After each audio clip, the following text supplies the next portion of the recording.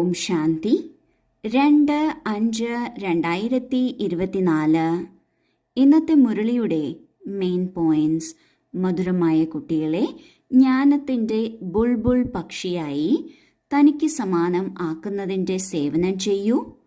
Check ചെയ്യൂ, എത്ര പേരെ തനിക്ക് സമാനമാക്കി.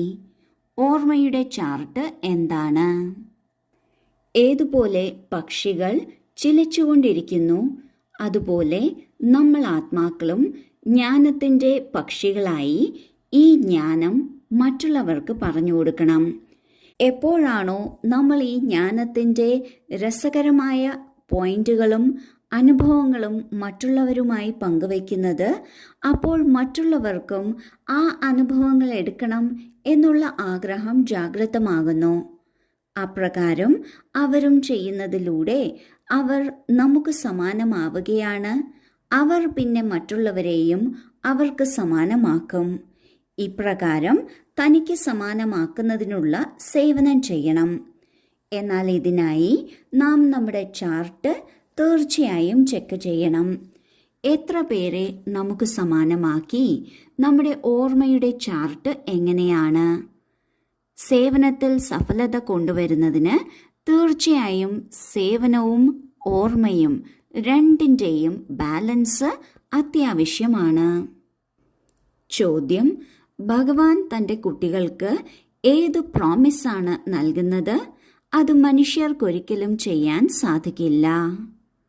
ഉത്തരം: ഭഗവാൻ പ്രോമിസ് ചെയ്യുന്നു, കുട്ടികളെ, ഞാൻ നിങ്ങളെ നമ്മുടെ വീട്ടിലേക്ക് തീർച്ചയായും കൊണ്ടുപോകും. നിങ്ങൾ ശ്രീമത്ത് അനുസരിച്ച് നടന്ന് പാവനമാകുന്നു എങ്കിൽ മുക്തിയിലേക്കും ജീവൻ മുക്തിയിലേക്കും പോകും. അല്ലെങ്കിലും മുക്തിയിലേക്ക് എല്ലാവർക്കും പോകുക തന്നെ വേണം. ആഗ്രഹിച്ചാലും ഇല്ലെങ്കിലും തീർച്ചയായും കർമ്മക്കണക്കുകൾ തീർത്ത് കൂടെ കൊണ്ടുപോകും. ബാബ പറയുന്നു, ഞാൻ വരുന്നത് തന്നെ നിങ്ങൾ എല്ലാവരുടെയും വാനപ്രസ്ഥ അവസ്ഥ ആകുമ്പോഴാണ്. ഞാൻ എല്ലാവരെയും കൊണ്ടുപോകുന്നു. ഭഗവാൻ നമ്മൾക്ക് തന്നിട്ടുള്ള പ്രോമിസാണ്. തീർച്ചയായും ഭഗവാൻ വന്ന് നമ്മളെ വീട്ടിലേക്ക് കൊണ്ടുപോകും. ലോകത്തിലുള്ള എല്ലാവരും നമ്മൾ ആത്മാക്കളും ഭക്തി ചെയ്തിരുന്ന സമയത്ത് നമ്മളെ ദുഃഖത്തിൽ നിന്ന് മുക്തമാക്കൂ എന്നാണ് വിളിച്ചിട്ടുള്ളത്. തീർച്ചയായും എല്ലാ ആത്മാക്കളെയും ദുഃഖത്തിൽ നിന്ന് ബാബ മുക്തമാക്കുന്നു. മുക്തമാക്കുന്നതിനു മുമ്പ് ചെയ്തിട്ടുള്ള എല്ലാ കർമ്മ അക്കൗണ്ടുകളും തീർത്തിട്ടാണ് കൊണ്ടുപോകുന്നത്. 2 തരത്തിൽ നമ്മൾക്ക് തീർക്കാൻ സാധിക്കും. ഒന്നാണ് യോഗബലത്തിലൂടെ കർമ്മക്കണക്കുകളെ ഭസ്മമാക്കാൻ സാധിക്കും. അല്ല എങ്കിൽ അത് ശിക്ഷകൾ അനുഭവിച്ചും തീർക്കാൻ സാധിക്കും. ഏത് തരത്തിലായാലും എല്ലാ കർമ്മക്കണക്കുകളും തീർത്ത് ബാബ നമ്മൾ ഓരോ ആത്മാക്കളെയും മുക്തിയിലേക്ക് എന്തായാലും കൊണ്ടുപോകും. ആർക്കാണോ ജീവൻ മുക്തിയിലേക്ക് വരേണ്ടത്, അവർ അവരുടെ പുരുഷാർത്ഥമനുസരിച്ച് തൻ്റെ പദവിയിൽ എത്തും. ആർക്ക് ആഗ്രഹമുണ്ടെങ്കിലും ഇല്ലെങ്കിലും കർമ്മക്കണക്കുകൾ തീർക്കണം, തിരിച്ചു വീട്ടിലേക്ക് പോകണം. കാരണം മുഴുവൻ സൃഷ്ടിയുടെയും വാനപ്രസ്ഥ അവസ്ഥയാണ്. ചില ആത്മാക്കൾ ചെറുപ്പമാണ്, അല്ലെങ്കിൽ യുവാക്കളാണ്, അതുമല്ലെങ്കിൽ 1-2 ജന്മങ്ങളെ എടുത്തിട്ടുള്ളൂ എന്നതൊന്നും ഒരു കാര്യമാകുന്നില്ല. മുഴുവൻ സൃഷ്ടിയുടെയും വാനപ്രസ്ഥാവസ്ഥയാണ്. ബാബ വന്ന് എല്ലാ ആത്മാക്കളെയും തിരിച്ചു കൊണ്ടുപോവുക തന്നെ ചെയ്യും. ഇതാണ് ഭഗവാന്റെ പ്രോമിസ്.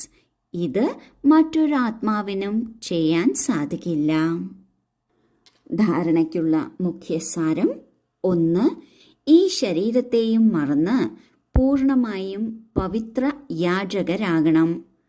ലൈൻ ക്ലിയറായി വെക്കണം.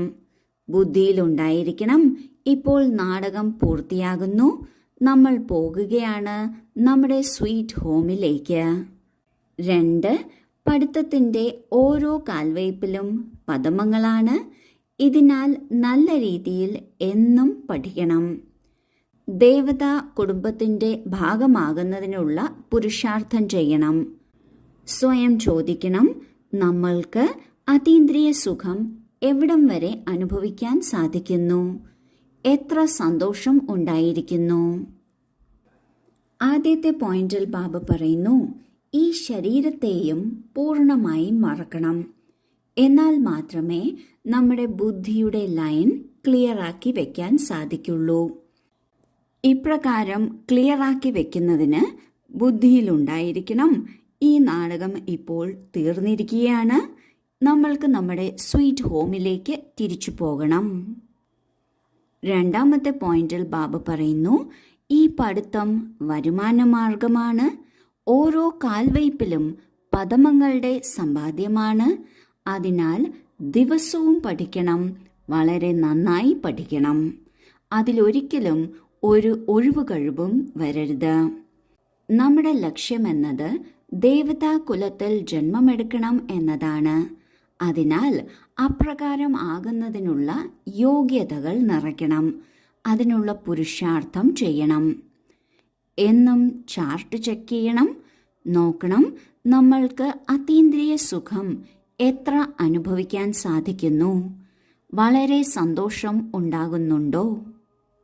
വരദാനം: ബുദ്ധിയുടെ കൂട്ടും സഹയോഗത്തിൻ്റെയും കൈയിലൂടെ സന്തോഷം അനുഭവിക്കുന്ന ഭാഗ്യശാലി ആത്മാവായി ഭവിക്കട്ടെ. ഏതുപോലെ സഹയോഗത്തിൻ്റെ അടയാളം കൈയിൽ കൈ കാട്ടുന്നു, ഇതുപോലെ ബാബയുടെ സദാ സഹയോഗി ആകുക. ഇതിനർത്ഥം കൈയിൽ കൈ വയ്ക്കുക, ഒപ്പം സദാ ബുദ്ധി കൊണ്ട് ഒപ്പമുണ്ടായിരിക്കുക. അർത്ഥം മനസ്സിൻ്റെ സ്നേഹം ഒന്നിനോട് മാത്രം ആയിരിക്കണം. സദാ ഈ സ്മൃതി ഉണ്ടായിരിക്കണം, ഗോഡ്ലി ഗാർഡൻ, ഈശ്വരീയ പൂന്തോട്ടത്തിൽ കയ്യിൽ കൈവച്ച് ഒപ്പമൊപ്പം നടക്കുകയാണ് എന്ന്. ഇതിലൂടെ സദാ വിനോദത്തിലിരിക്കാൻ സാധിക്കും, സദാ സന്തുഷ്ടവും സമ്പന്നവുമായിരിക്കും. ഇതുപോലുള്ള ഭാഗ്യശാലി ആത്മാക്കൾ സദാ സന്തോഷം അനുഭവിക്കുന്നു. സദാ സന്തോഷം അനുഭവിക്കുന്നതിന്, സമ്പന്നത അനുഭവിക്കുന്നതിന് ബുദ്ധി കൊണ്ട് ബാബയോടൊപ്പം തന്നെ ഉണ്ടായിരിക്കണം. ഏതുപോലെ കൈമേൽ കൈ കാട്ടുന്നു, അർത്ഥം പങ്കാളിത്തമാണ് കാട്ടുന്നത്. അതുപോലെ ബുദ്ധി കൊണ്ട് എപ്പോഴും നമ്മൾ ബാബയോടൊപ്പമായിരിക്കണം.